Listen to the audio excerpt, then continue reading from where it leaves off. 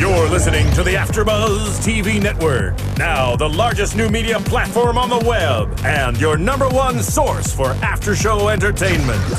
Very good, Dean Johnson.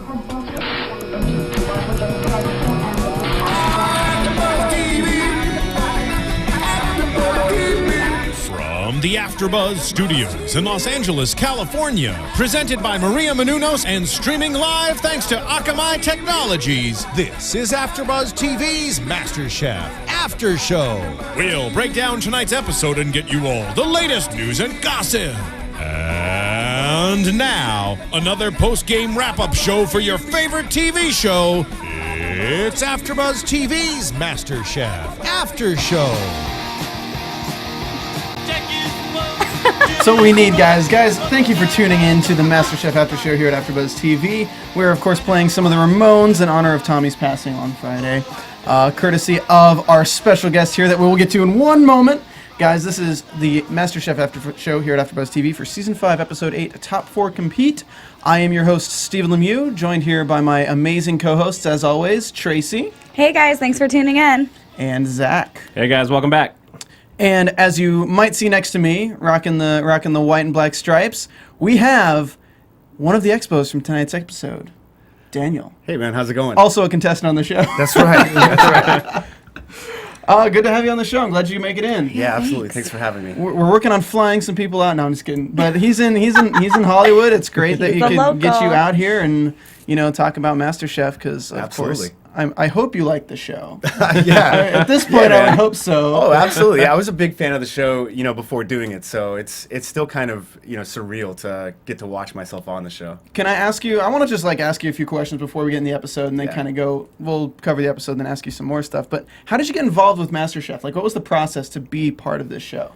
I really like telling this story because I was going through a break of technology. I wanted to cleanse my palate of phones and video games and just kind of get back to being really grounded. So I made up this rule that it's kind of weird to talk about, but I found out that it did amazing things for me. And I was no longer gonna take my phone to the bathroom. I was gonna reconnect Interesting. with traditional media. I was gonna read books and other things on paper. So I picked up the LA Weekly one morning and I saw the advertisement for MasterChef audition, and I was like, well, it's today, and it was going on at the time. And it was only going on for 2 more hours. So I was like, do I finish or do I? Right. So yeah, I just decided this has to happen. This is one of those things that Coincidental. It's a sign. Yeah. It's clearly going to be. I love doing things for the story. So this was one of those things that was like, no matter what, this is going to be a good story. I need to go down there. I need to see what it's all about. So it started with a cold audition, just walking down to Hollywood one day, and the amazing thing about the audition was, and this is interesting because I'm trying to get back in touch with reading. But I didn't read the rules, which say, hey, bring a dish. Bring a dish that you made. So I just showed up. And they're like, cool, we're glad you're here. Where's the dish? I don't have a dish, but I had an hour and a half at that point. So they're like, can you make it back? And at that point, it would have been great it would have been easy to just go, all right, I'm out. I'm going to go home. Let's watch some cartoons.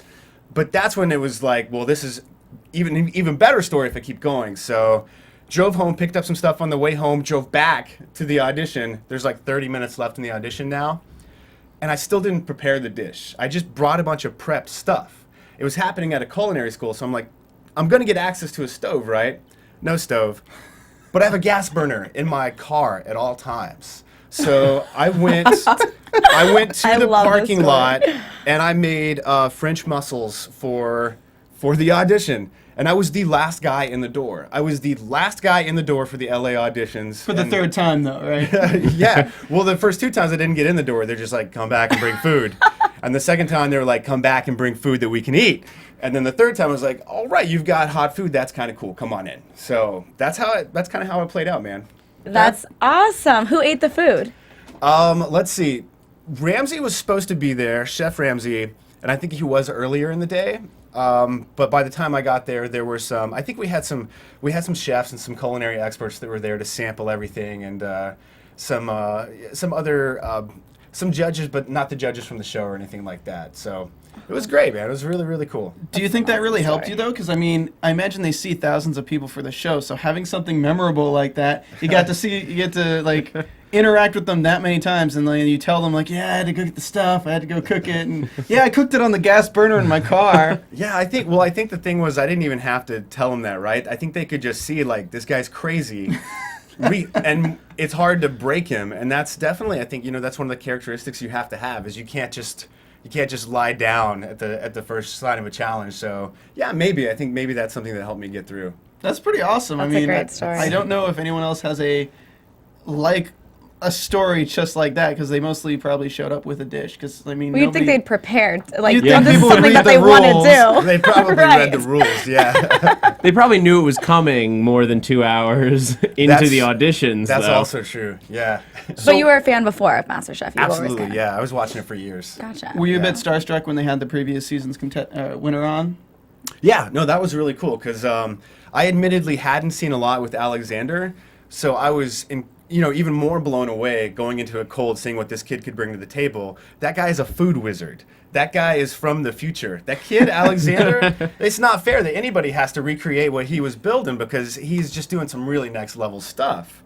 It's really cool. It's really cool to see a kid that's making that kind of stuff. We're talking about the I totally blanked. The dessert. Yeah, Luca. Yeah. Luca came back with his veal dish, and Veal dish. Alexander had this crazy panna cotta. The panna cotta, yeah. That was it. With candied hazelnuts and all kind. I'm so glad I didn't have to make that one. I'm so glad. Well, you didn't do too well in the donuts, so The donuts, I think I just made a whole lot of, right? I mean, when, Is that your 16? yeah, I see You a just box. can't count. I get it. It's all It's an OCD thing. It's like there's still space in this box.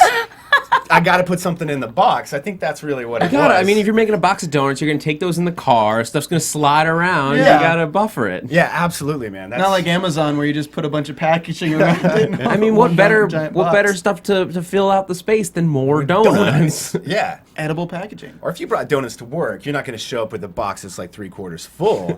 Then it's just like, thanks, dude, for being cheap with the donuts. You got to go, full bore, and that's what I did. Might as well not brought donuts at all. There you Yeah. go.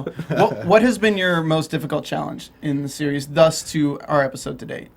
Oh, let's think. Man, there's a lot of all the team ones, and I think it goes without saying. You can tell when you're watching that the team challenges are insane, because it's not just that you're up against insurmountable odds to begin with, like feed 500 soldiers in 2 hours. It's also do it with these strangers that you've had little to no time to get to know.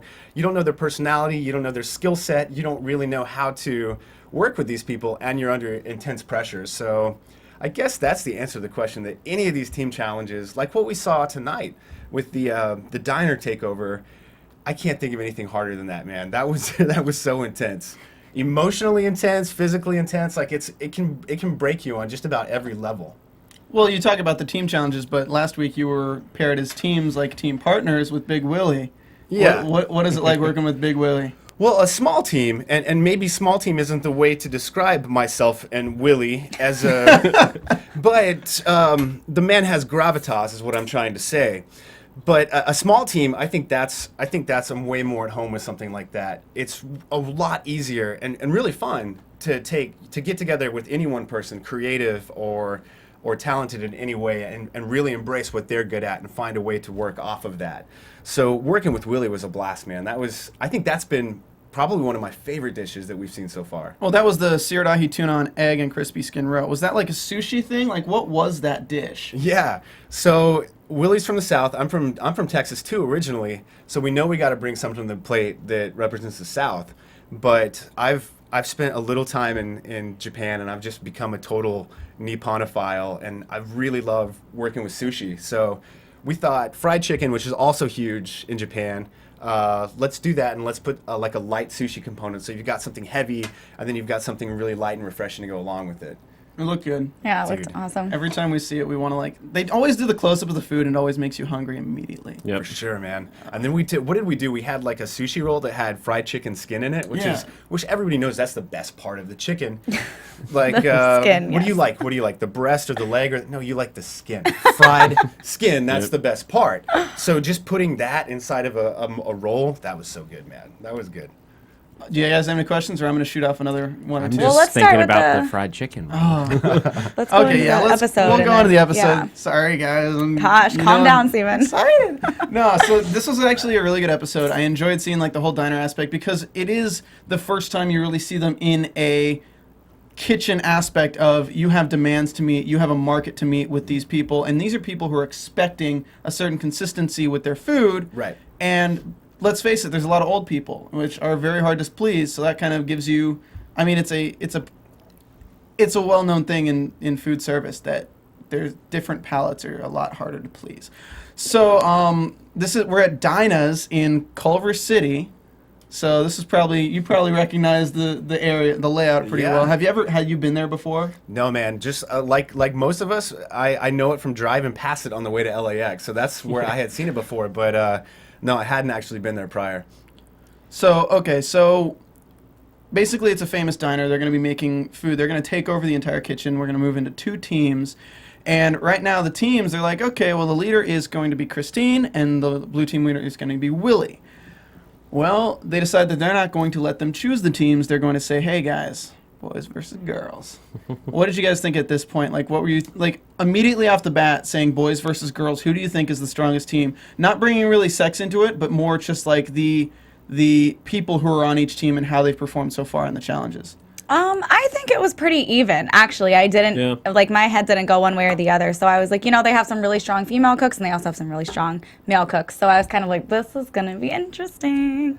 I would have just put the just based on like the fried chicken edition. I would have said the guys team, just with some of the people on there. There's more people that I would trust with that particular dish. People like coming from the South, like you want somebody from the South handling the fried chicken. For sure, yeah.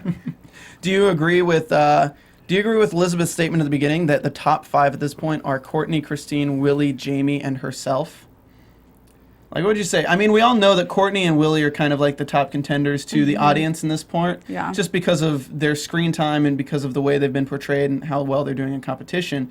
But for Elizabeth to pull Christine out and Jamie, which we haven't seen too much from, like, where do you think this? Like, do you think that's kind of accurate, or who would you have your top 5 be at this point? In the competition? That's hard to say. I wouldn't say that would be my top 5, just because, like I've said a million times, Christine hardly has had any airtime up to this point. Like I said last episode, I keep forgetting she's there, and then she comes again, and I'm like, oh yeah, she's still here. Like I forget. So I just don't feel like she's had a chance to really, really prove herself, and I think that was great. She got in this position to really prove herself. So she hasn't been featured, but her dishes have been solid enough to keep her from being overly criticized. Like she hasn't been hammered into the ground at this point. As long as you're not on camera, you're safe, basically. I guess that's what that means. And I mean, Jamie that is a bit of a surprise, but she, again, like she's barely done anything wrong, and like she's had a couple times where she stands out of the pack when she gets to bake. Well, what's interesting is I find it the opposite in that Jamie doesn't stand out of the pack when she bakes. And that's what I find so alarming about putting her in the top 5 in her personal opinion, because she hasn't really won many competitions, even when they are things like making a blueberry pie or making something that requires baking. Like if you look at her, not to bring it up, harsh memories, but the panna cotta, when she had one stolen, like she did not do very well on the panna cotta. Yeah. So I was kind of surprised, but I'm looking forward to the fact that they gave us this information that Elizabeth thinks. It's like I maybe think that outside of what we see, these people are performing really well, and I'm kind of excited to see like in the future where we'll see like Jamie really come up on things and Christine how they shine, because we haven't seen it so far. True. But that's just my take on that quick sentence she said. So the teams, red teams, Jamie Elise, R, and Elizabeth Courtney, and it was Victoria, but then they traded Victoria with Christian as a twist that one of each team is going to swap somebody. So they switched Christian with Victoria, and then the blue team is Leslie Cutter, Dan Francis Legg, Daniel, and Willie with Victoria. So what do you guys think? Like, why do you think Christian and Victoria are the ones they would go with? I don't know. Because And I'm now- lost for words. I don't know either. I don't really think that was a very, I don't think it was a strategic move. I think it was just kind of switching it up, and they were going to switch two people. I mean, what do you think, Daniel? Well, I'll tell you, like, when they were asking us who we wanted to bring over to our team, it was pretty unanimous. We all wanted Victoria. Anybody who had had a chance to work with her up to that point saw her as somebody that was just really, really willing to get their hands dirty, really bust their ass, and really get after it. So we knew that in an environment like this, where you just got to turn out tons and tons, it's like such a high volume of dishes, this was a place where she would really perform. As for the girls picking Christian, I think it might have been some of the same logic. I don't really know what they discussed with each other, but Christian is also a workhorse. That guy can just really hustle and really get after it, and that is one of the most important things, if not the most important thing, in a team challenge. Yeah, it's not the kind of place where you need like Scottish Francis with like wild color flares Making on a the molecular eggs. BLT. Yeah. You just need, and like from what we've seen of Victoria, she just like is solid. Yeah. And that's all you need on like a line cook. You just need somebody who's going to deliver the same thing every time consistently right. And she has the utmost respect for everybody else in the kitchen. You could see it in tonight's episode when she said she was taking orders from Willie and saying, "Yes, chef." She was treating him with the dignity and the respect that he has earned and that he deserved from her. So it doesn't matter who your leader is, you need to embrace that and say, "Yes, sir, yes, chef," and just make sure that you're there for your team. And man, she did such a good job at that. Yeah, and no matter how much the editors are going to put in shots of Willie going, Yeah. Do you think? Go ahead. Do you think at this point you all kind of, in the competition, you all kind of know each other's strengths and weaknesses, and that kind of leads to some of the decisions? Because in this challenge, of course, Willie and Christine have to be the expos. But where they put everyone on their stations, like, do you think that's based on previous experience, or is it just kind of like you quickly just put it on them? Because, I mean, as we saw, not to go too far forward, we saw Leslie kind of evaporated on the eggs, cracked under pressure because they like to throw those puns in. But I think Leslie would have been better on like the bread cutting or something like that, like the club sandwiches. Right. Well, I think, it's honestly hard to remember to go back and be like, man, what was the mindset? What was that day like? Because it's like watching, war footage that you don't really know what mindset you were in when that happened. I don't remember saying some of the things that you see, but that's what it was. But I'm trying to think, like, how do we end up with those stations? And it is, I think, partially an assessment from Willie or for Christine. It's an assessment that they make based on how well they've been able to, find out what skills we have and what our strengths and weaknesses are up until that point. So yeah, it relies on a good leader to be able to make those kind of decisions. And I think we all get a chance to voice also, like, I would like to do this, or I would like to try to run this station. I think I would be good at something like this. So it is a little democratic in the way that those decisions are made. Okay, they just edit it really fast for you. Yeah, that's some boring stuff. You don't want to see. You don't need to see it. You need to get to the yelling and the cooking. That's what we want to see. And the music. And the music, yeah. I'm always wondering if they're setting someone up. Like, I always wonder that. Because, Leslie was obviously doing horrible. Elise was obviously doing horrible. I don't know if it was just like, I'm sitting there like, did they knew they were going to do that bad, so that's why they put them there? Or is it just... Who knows? Yeah, it's okay. Could be strategic. No. I mean, I guess that's true. Like, if they had desserts, they could have... Willie could have been like, I want to get Cutter out, so I'm going to put Cutter on desserts. Like, I mean... Except that on this show, that's not how it works. I know, like, it's not as they spiteful. go down, you go down. Yeah. So, I mean, I guess that's true. I was going to ask one more thing, but I can't remember. I think it's interesting that the guys are like the catty ones in these situations. Like, I automatically already know. I'm like, Which the girls guys? are going to get along so much better than the guys. Oh my gosh, it's like Dan and Cutter and Leslie and you. And so it's a huge mix, and it's so interesting because the girls just get along. They're all like, Courtney this or whatever, but it's very, very interesting to me. So I got to ask, because... Even with the military challenge, when you're cooking for the soldiers, you became the mutineer, basically, who took it away from Leslie and was like, you know what, Francis B., you got to do this, you got this. And in this challenge, you are chosen as the second expediter, which is, okay, you have to have good organizational skills, you have to know what you're doing to do it, and I think Willie saw that. Do you have a lot of experience as like a sous chef as opposed to a head chef, or like what kind of leads you to be that general role as opposed to like the presidential role? Honestly, I think most of what I do in life stems from all the time I spent building and working in video games. So being able to work with, all these, incredibly talented people across different disciplines. You have artists and you have engineers and you have different types of designers, and you have to find out how to get these things to come together. You have to find out, this guy is the only person that can do this one thing, so how do I talk to him to make sure that he's able to continue doing that thing, because I don't want to piss him off, because then he won't do it, because then there's nobody for that job. So I don't know, I think maybe it stems from having experience and a desire to communicate across different disciplines with a team of richly different personalities. Except for Leslie. Well, no, I mean he's definitely one of those different personalities, and I think that you could see in tonight's show that where he pioneers and where he excels is as a lone wolf. I think that when he's on his own in the kitchen, he's doing some really incredible stuff. He made a good cake tonight. He killed the steak like a couple episodes ago. He got a perfect medium rare. I struggle with that all the time. Like a good medium rare steak is really hard to nail. So he might be like blockheaded and kind of stubborn when it comes to being in a team environment and being able to communicate to a bunch of different people. And like any other one of us, he might just get frazzled and have a little bit too much to juggle at any one point in time, and that reflects, you can see that in the episodes, but by himself, I think he's done an excellent job. Do you think that has to come into play when they're like trying to pick, like it says MasterChef, and the chef runs a team, runs a kitchen. Like, do you think that his dynamic with other people has to come into play in that decision? Sorry, so the question is like, do I think that his ability to work on a team affects him overall? Yeah, or should it in the competition? Certainly, yeah, I think so. I think that that is such a critical part, because nobody's running a restaurant where they're cooking by themselves in the kitchen, right? Or sure, you might have a mom and pop operation, but for the most part, when you're back there on a line, one guy's doing one part of the dish, one guy's doing salads, everybody has a different station, and it's critical to work together, to time your dishes to come out at the same time, to make sure everything is hitting the table while it's still warm. So that is, huge, crucial to be able to manage those human relationships, to be able to get food on a table. Because it kind of, no matter how talented everybody is, if you can't meet in the middle and communicate, nothing gets anywhere. And we saw some of that tonight.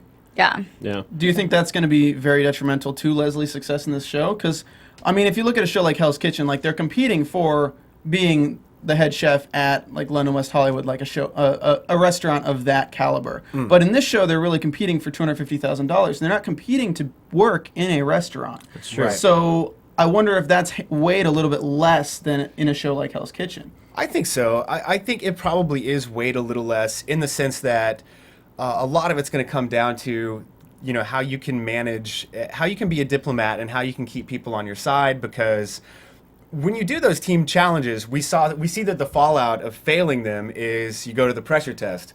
And you're cooking alone. You're good.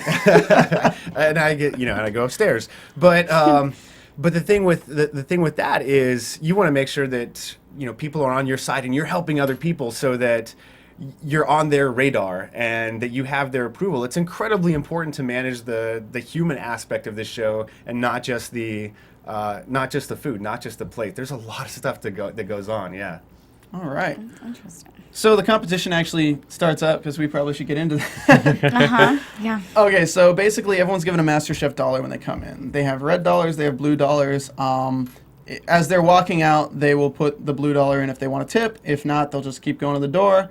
Same with the red table, and the people with the most tips or the win, basically. They don't have to go to the pressure challenge. Right. Yeah. So, Willie and Daniel, you're the expos for there, and then we see a little clip of the red team with Christine saying, "Unless you have something to say, don't speak to me." We don't need communication in this kitchen. My God. All right, so these teams, like, they seem fairly balanced, but the red team, like, when you look at, I wrote them down in the order of, like, each team's comments. And when you look at the red team, it's all generally good until you get to Elise struggling with the club sandwiches. Mm-hmm. So that's pretty much the only thing that killed the red team this episode, except for the raw chicken that Christian served, which was only a lone instance. So, like, what do you think was kind of going on over there? Did you get a feeling that they were doing a lot better than you during this competition? Oh, not at all. You don't. Well, not in the sense that, not in like a cocky sense, but just in a sense that all we're thinking about is we are head down and we are in the trenches and we are working to do the best job that we can do. So I don't think there was any competition throughout the course of the show where I'm concerned about how somebody else is faring or how their performance is. If you're not focusing on what you're doing and making sure that it's your best, then that's you know, that's somewhere that you need to work on. So just that's the sense that I mean, like I wasn't thinking about them in that regard. I was just thinking, are we managing our team the best that we can? Well, you were the expo, so you guys are having trouble with the order numbers. You guys are having trouble getting everything plated and ready to go out because you can't send 3 things when there's 4 things on the ticket. Right. So you kind of have more of that view of everything going on, and you can probably see the red team. You can probably see that their food's going out. You can tell that your food's not going out. Yeah. What are some of the problem areas in your kitchen while you're watching this, and what did you do to kind of help them out or motivate them to get it better? Yeah, I remembered watching the show that Willie had a few problems navigating all the different tickets, being able to send out one ticket ahead of the other. He was going in a very linear fashion. This ticket came in first, this one came in next, this one, we need to go 1, 2, 3. When in reality, you need to jump around and assemble this one because the items to put it together are ready to go, so let's get this ticket out. And there was some help that came from, and I had never worked that exact position or like old school style with the tickets. I had never had that kind of management role before. So I had some instincts and I had some things that I thought would tidy up our operation, but I wasn't sure. Also didn't want to like steamroll Willie and kind of push him aside and do the whole like mutiny thing again and be like, I'm in charge. I didn't want to be that guy again. So that was a struggle for me to be able to be like, Willie, you need to do this and do this and this and kind of coach him. And I was scared. I was kind of scared to do that first because he's just, you don't want to hurt the guy's feelings. Yeah. He's such a sweetheart, man. We love him. He's such a sweetheart. Yeah. So, but Graham came by and you saw it in tonight's episode. Yeah, he's like, he helped. He's like, guys, and dude, that was my favorite part. Yeah. Anytime Graham comes over and drops knowledge on you, that was when I was like, this is why I'm here. Yeah. This is why. So Graham Elliott can teach me how to run stuff, how to get better, how to be smarter about things, and not, you get to carry that forward into the next competition. But once he comes over and says, you need to do this and this, and he honed in on exactly what I was thinking, which was, you can assemble this one, wait for this one, and that kind of gave me the, like, I felt a little more motivated after that and could kind of step up. And unfortunately, you got to see me yelling and being kind of like, being kind of harsh, but this stuff happens, man. Like, somebody has to say that kind of stuff. And I mean, you can see it in my notes. I say, damn it, Daniel, butt out with that mutiny crap. yeah, but I mean, someone had to do it. I think Willie probably, like, looking hindsight, appreciated it, you know? So yeah. It got him, like, on his toes, and he got it together, and it was a little bit more smooth sailing after that, after Graham stepped Definitely. in. Somebody did have to do it, and somebody has to step up, and it's very, very difficult and challenging. And when you see Chef Ramsay, out of the corner of your eye looking on you, like, it reminded me of when I was playing football and my dad's watching the bleachers. I'm like, I've got to pull this out. I can't let this guy down. Yeah. I can't let this guy down. So that's when you step up and yell at people because somebody has to. Well, then you have people leaving too, which is kind of like fire under your ass even more. Absolutely, man. There's just there's fires everywhere to put out. There's so many things going on. So what really poked out to you guys during the competition? I mean, for me, Leslie kind of stood out with the eggs thing, and I think it's just like we talked about it a little bit before, but what it really showed off, I don't think it's as much like when he's alone versus on a team, as much as when he's like at home cooking, he's cooking one thing, or maybe like for like 3 people. It's like very manageable amount of things, but as soon as you give him like 8 burners where he has to manage like multiple kinds of eggs and he has to get them all out and like in order and keep them all consistent, like that's when he got like, it seemed like he did it at first and then he started to get a little backed up and a little bit more backed up and a little bit more, and it's like so overwhelming that stuff just started falling off the table. For sure. Yeah, I mean, we got to give him credit where credit is due. There's 4 or 5 stations, and eggs are notoriously tricky. Yeah. There's so many different ways you can do them. They can easily be overdone. So people aren't just ordering scrambled eggs. If it was just scrambled eggs all day long, anybody could do that. But it's over easy, scrambled. There's all these different factors. Yeah. And he's doing it for everybody. So And he's plating bacon, and he's reaching in the oven. Yeah. Oh, not to put down at all how difficult. Yeah. I No, can't that's even important. imagine. Yeah, But, that's important. But it did seem like that's it, and not just in this challenge, but in other ones. It's when he has like to manage a lot of things. Yeah. But then when he gets into that like one dish, it just comes out stellar. Yeah, That's why for the pressure sure. tests don't even phase him. I think that's probably true with if not most of us, then definitely quite a few of us, because we are home cooks. Yeah. We don't always get back there and take over a diner that's been around for 50 years. So there's a little bit of a learning curve for all of us. Yeah.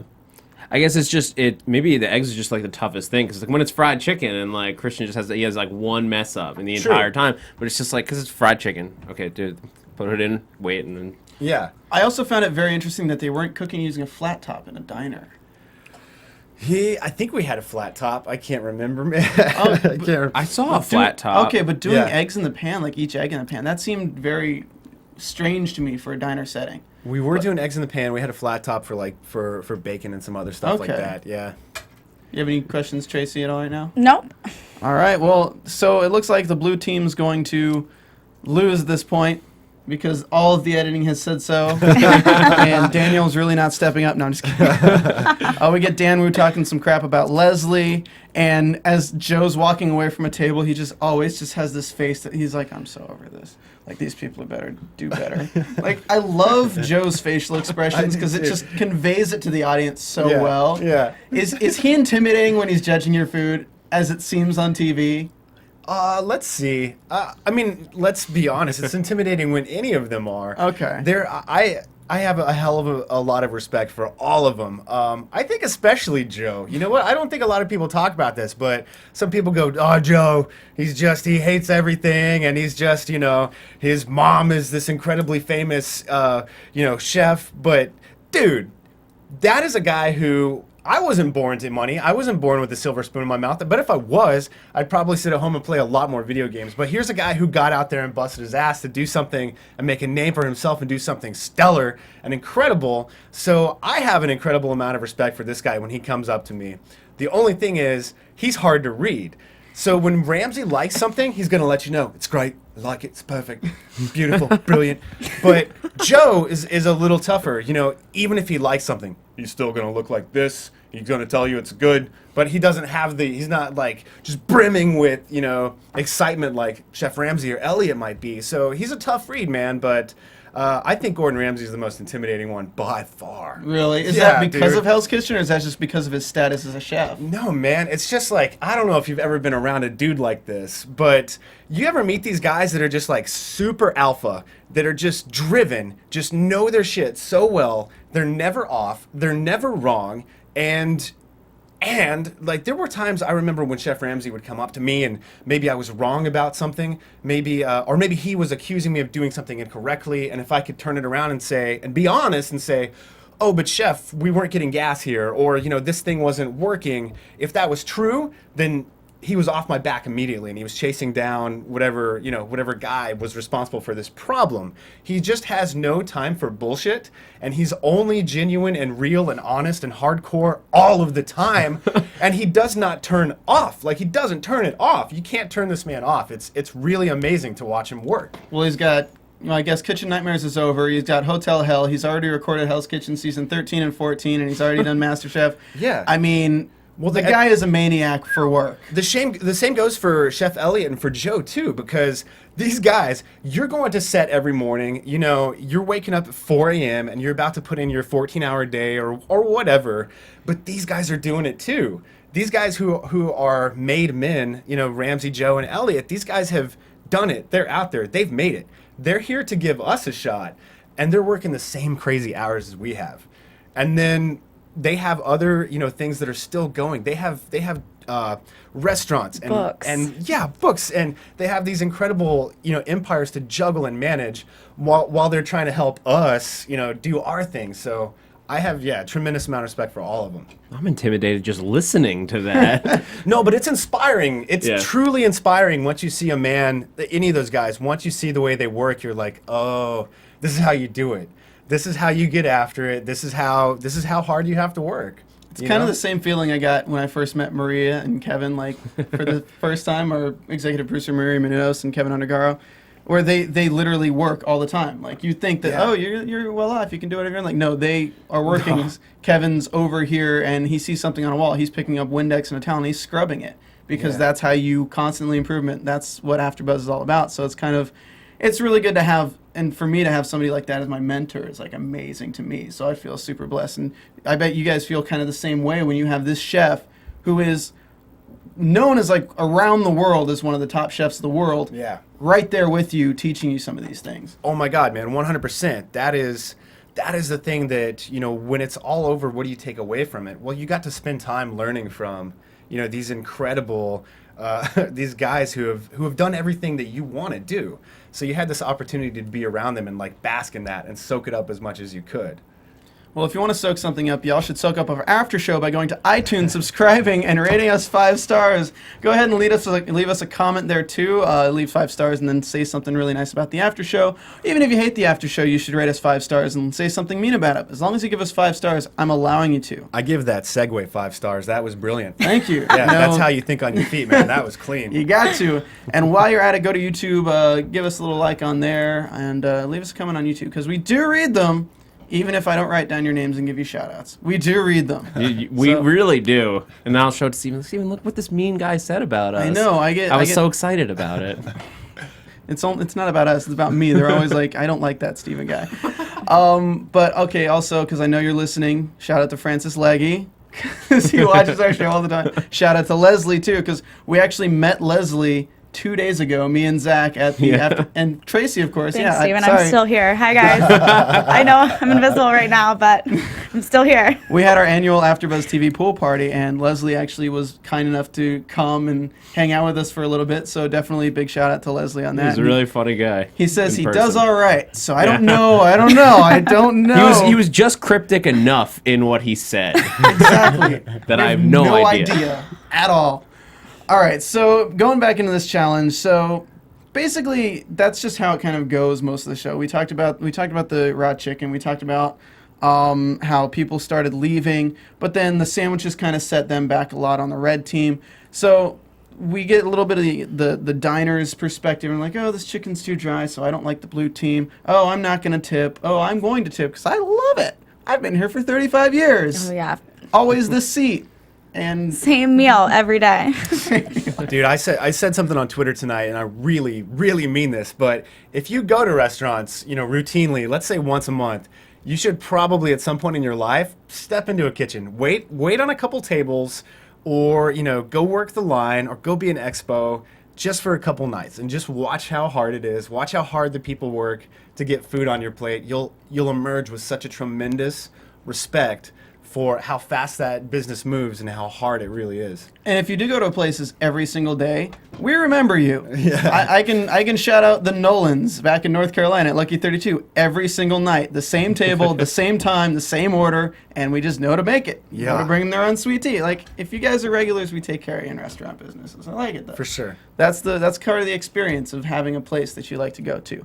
So the results are, red team, $87. Okay. And the blue team got $82. I think Gordon Sad probably trumpet. took out like $30 and put it into the blue team because you guys looked like a lot of people left with that helping you guys out. For sure, yeah. It's like this isn't even close. Let's give him a fair shot. All right, so the pressure test basically is blue team, of course, is going to the pressure test. So it's guys plus Victoria. That's your team, and they say, Willie, you have a choice. You can save yourself and go up to that balcony, or you can save 3 members of your team and you do the pressure challenge. Come on, it's Willie, guys. I know, we all are like, all right, Willie, go ahead and pick them, name them all. Yeah, just choose them so we can get it over with. So Willie does not save 3 members. He saves, he doesn't save himself. Right. And he saves Daniel first. Aw. Yeah. That was nice. Okay. And you say, well, Leslie doesn't know how to be a grown man. He's laughing because he's a child. Yeah. It's, it's hard to watch that stuff, man. It's hard to go back and see yourself being dramatic, especially if it's negative, because, people want to look at a show. They want to see something you've said for 5 seconds and make a a judgment on how you've lived your whole life. So it's challenging, man. I've never had Twitter hate like I did tonight, and that was tough. But it's all a competition, and dude, you got to understand, emotion is so high. Emotion is so high because what did I give up? Everybody gives up something to be on this show. Leslie gave up something to be on the show. All of us did. I quit my job. I took the biggest risk of my life career-wise and just went, I'm going to go on a cooking show. I don't know where my money's coming from. Let's do this. But that gives you this incentive to fight. That gives you this incentive to have teeth and to say vicious shit when you have to, or when you're coaxed into doing so. So whatever, man. You say stuff like that, and you know what? I won't say that you don't mean it, but you mean it in the moment. But afterwards, it was a competition, and I have utmost respect for everybody else that did what I did, and that's give it all up for this one shot at something bigger. So they put as much on the line as I do. So no disrespect to Leslie, man. I want to be clear about that. It's the longest he's gone without riding on his yacht. Yeah. I'm curious though, because is it really tough to see the character of you? Because these shows are very much constructed, from the moment of casting through editing, they're constructing characterized versions of you guys to put on television. Right. Do you think that people see you as this snappy guy now? I don't know. It's just as interesting for me as a fan of the show and as somebody who's watching as it might be for somebody else, because I've never seen myself through that lens, or I've never, if I do talk like that often, I'm going to be a little more introspective now and ask myself, is that really how I am? Am I always barking at people? I don't think so. Do you have friends coming up to you man, why do you got to be such a dick to Leslie? Not yet. No, not yet. Leslie's Twitter fans are rabid, though. Shout out to them. That's true. So we don't have too much time left, so I'm going to rush through this real quick. So he saves Frances L. He saves you. He saves Victoria because, Victoria, that's why they chose her, because she do a good job. She did a good job. Total boss. There you go. The pressure test is red velvet cake. They give him butter, flour, sugar, eggs, buttermilk cream, cheese, and food coloring. And Willie's just have you ever made a red velvet cake before? Oh, many times. I have made several. I have made a few.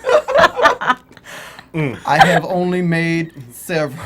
I love it.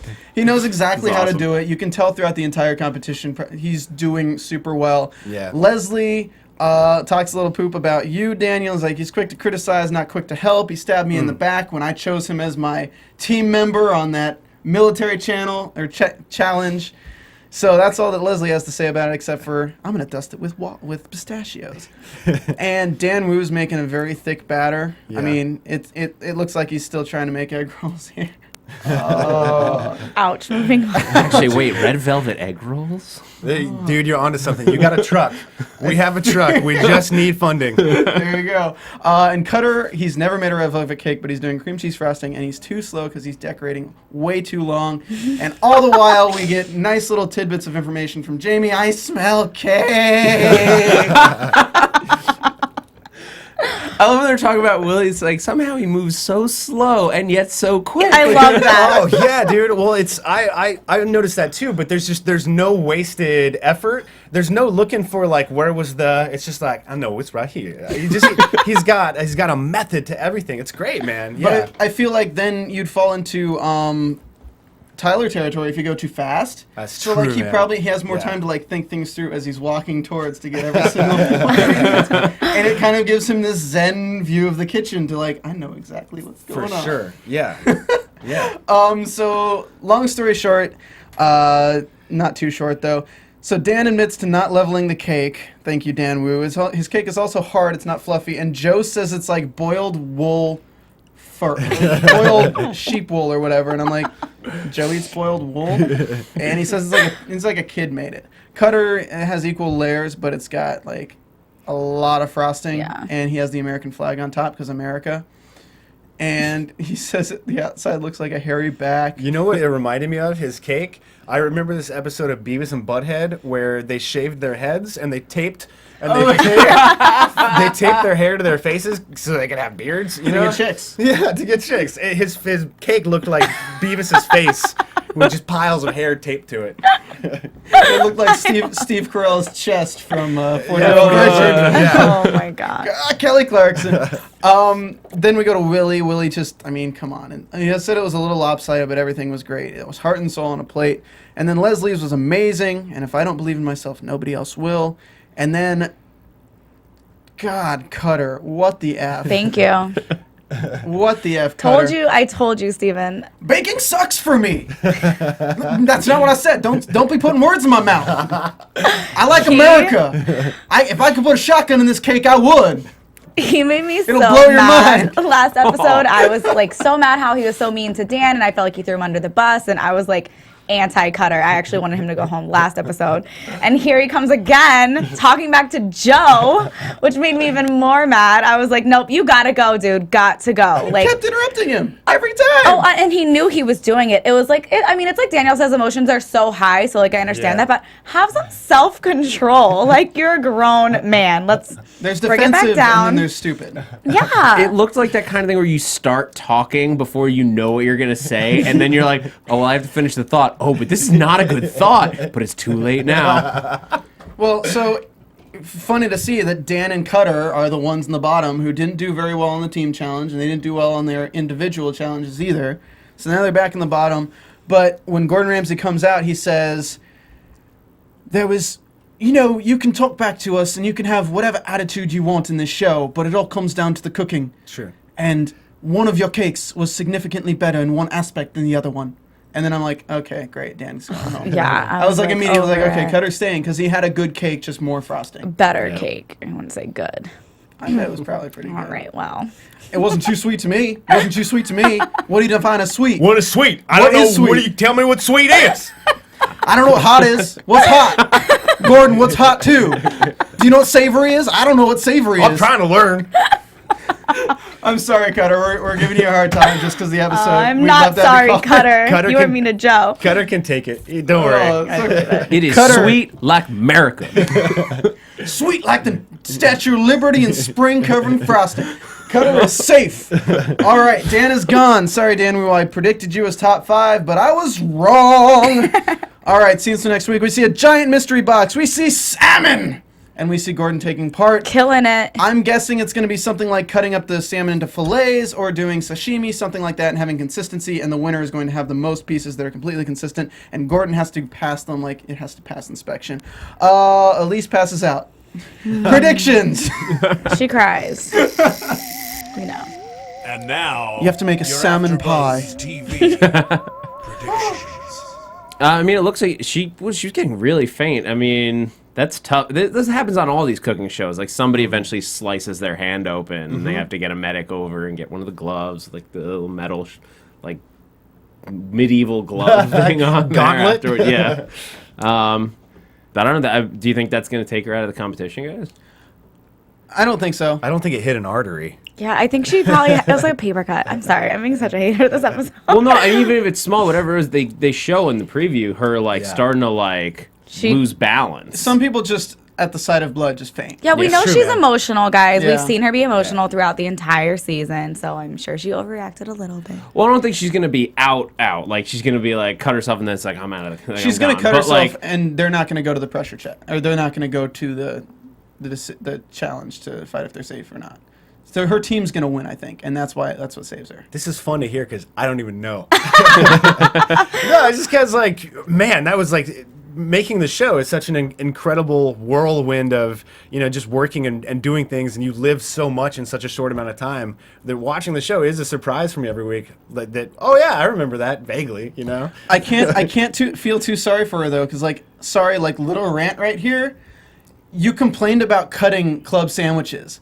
You said it was really hard. So it was I'm really hard. Sorry. The bread, the meat, the cheese, then another piece of So bread. hard to make a The sandwich. meat, the cheese. Sorry. All right. Sandwich artists are watching this, going, "Come on!" It's a club. Hello. Jimmy John is at home. He's like, "Come on, you gotta make it fast. You gotta make it fast. I deliver it faster than you make it." All right, guys. So that's our show really today. Do you guys have any last questions for Daniel while he's here? I have one quick one. Do you get recognized in LA? You know what? It hasn't happened yet, but I was walking down the street the other day, and this guy goes, dude, and he stops me and he points at me, and I'm like, here it comes, this is it. And he goes, AC/DC Thunderstruck. And I was like, what? And he goes, that's your song. And it is. When I do karaoke, I do AC/DC. So I was like, yeah. And I gave him, we slapped 5, and I was like, that is the coolest thing to be recognized for. If I never get recognized again, I'm cool with that one. That is the way to do Love it. it. All right, guys. Thank you so much for tuning in to the MasterChef After Show here at AfterBuzz TV. This has been Season 5, Episode 8, Top 14 Compete. I'm your host, Stephen Lemieux. You can find me on Twitter at Stephen Lemieux, StephenLemieux, or doing the Strain After Show tonight at 11, or from this week forward going to be Sunday nights at 9 with Zach Wilson. Yeah, of course. I'm Zach Wilson. You catch me on Twitter at that Zach Wilson, and also on the Strain later tonight with Stephen Lemieux and The Leftovers. And I'm your host, Traci Propst. You can find me on Twitter at TRACIABTV or on Insta at TRACIPRO. Where can we find you, Daniel? Again, thank you so much for coming Yeah, on. that So was much fun. awesome. Yeah, Thank so much you. fun. Thank you. The best place to find me would be on Twitter at MC5Daniel. I do trivia giveaways every Monday. Ooh. There's all kinds of wacky stuff going on there, so I would encourage you to follow me. Any there. fans you want to shout out right now or say anything to them? Put me on the spot. I don't know. Everybody has been super cool. I'm blown away by how rad the internet has been. I'm so scared to get involved with haters, but it hasn't really happened yet, man. People are being so cool. So Good. thanks to everybody who's followed me so far. All right, guys. We'll see you next week for MasterChef Season 5, Episode 9, Top 13 Compete. Thanks, guys. From executive producers Maria Menounos, Kevin Undergaro, Phil Svitek, and the entire AfterBuzz TV staff, we would like to thank you for listening to the AfterBuzz TV network. To watch or listen to other after shows and post comments or questions, be sure to visit AfterBuzzTV.com. I'm Sir Richard Wentworth, and this has been a presentation of AfterBuzz TV. Say it. You've been thunderstruck! The views expressed herein are those of the hosts only and do not necessarily reflect the views of AfterBuzz TV or its owners or principals. Thank you for watching AfterBuzz TV on YouTube. For more of your favorite after shows and interviews, subscribe to our channel here, and be sure to share your opinion on the episode in the comment section below here. We'd love to see what you guys are buzzing about. Thanks again. Buzz you later.